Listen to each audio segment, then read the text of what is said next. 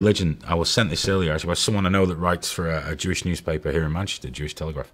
Wonderful story in there about a rabbi that's suing the synagogue for ageism, unfair dismissal, and religious discrimination.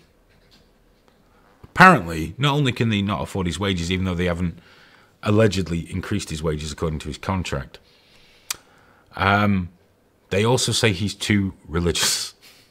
He's too orthodox. Now, you might think you get a new rabbi in, oh, he's a bit fucking full on, this fella. Bit too Jewy, whatever the fuck it is. Bit too much. Let's get rid. This guy's been there 32 fucking years. 32 years. And now they're gone, oh, do you know what? Now, either he's had a bit of a uptick in his love of strict adherence to very old rules, or they've just gone, oh, it's time for this one to move on. But I love the fact that a rabbi or a priest or an imam can sue their church, synagogue, mosque for religious discrimination. They were all right when he was a super Jew, but when he became a super mega Jew, they were just like, I fuck just off. love the idea of going, no. You're all right, but too Jewish. Just a bit. Could you just tone that side of things down? Bit less.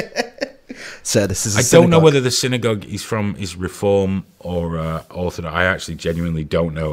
Well, why would it? But I just love the idea. Topperoon says, talking about religion, why does no one talk about male genital mutilation, circumcision? They do, quite frequently. Unless there's a medical reason for it, there's no reason for it. I understand it, again, like the slaughter thing. From all those years ago in the desert, not a huge availability of water to nomadic tribes and things like that. There probably was more of an argument about hygiene and 100%, shit under your foreskin, you know? But we have showers now, baths, things like that. So there's no need to do it. But because it was done 5,000 years ago, well, we should carry on. And my favourite one is when they tell me, who are you to tell us what to do? Well, I can tell you to stop chopping bits off babies anytime I fucking feel like. I can say anything I want. You're not bound to listen to me or to pay attention. I'll say anything I fucking like.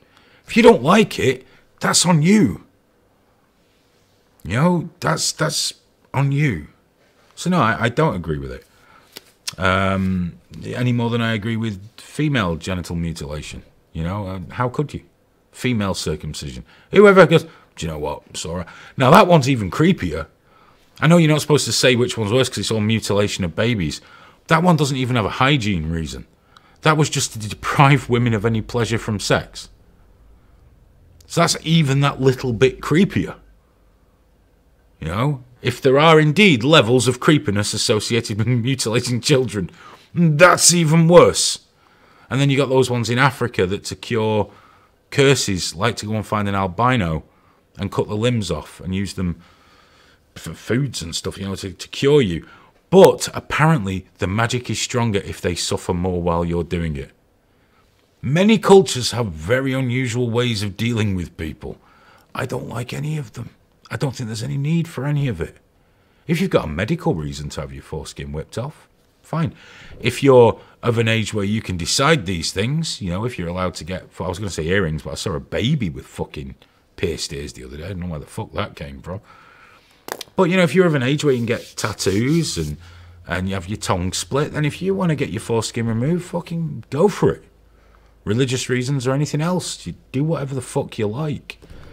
I'm not keen on the whole thing, and we've spoke about this before, and it's not going to change anything what my thoughts are.